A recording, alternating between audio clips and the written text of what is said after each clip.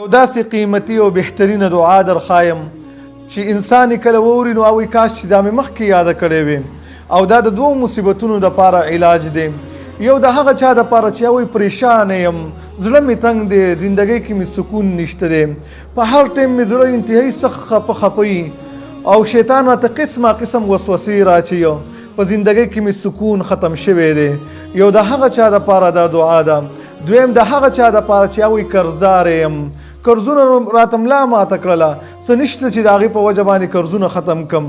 زه دغې دواړو ورونو ته مه خفه کېږه او مه غمجن کېږه.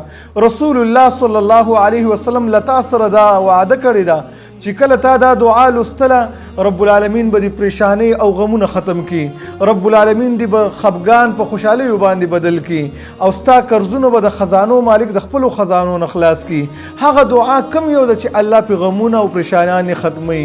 ابو سعید الخدري رضی الله تعالی عنه فرمایي یو ورځ رسول الله صلی الله علیه وسلم مسجد ته داخل شو چې یې کتل په مسجد کې یو غریب او فقیر ملنګ صحابي غمجن ناست دی او دا دومره پورې غریب و چې د ده په کور کې به په میاشتو میاشتو باندې اور نه بلیدلو. کله به چې د ده کور کې اور بل شو خلکو به ویل د کره میلمانه راغلي.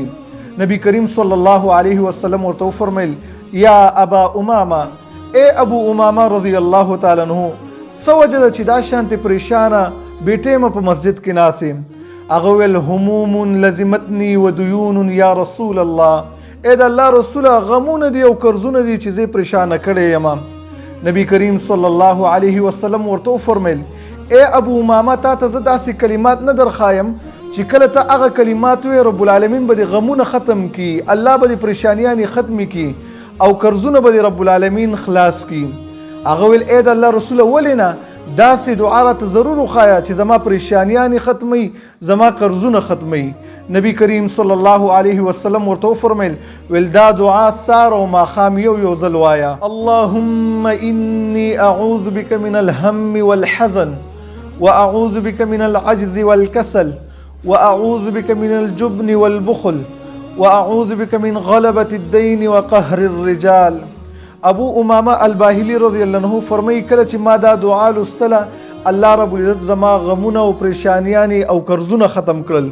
نو دا دعا تاسو هم سار او ماښام لولئ، الله رب العزت به غمونه ختم کړي، پریشانیانې به رب العالمین ختم کړي او قرضونه به رب العالمین د خپلو خزانو نه ادا کړي.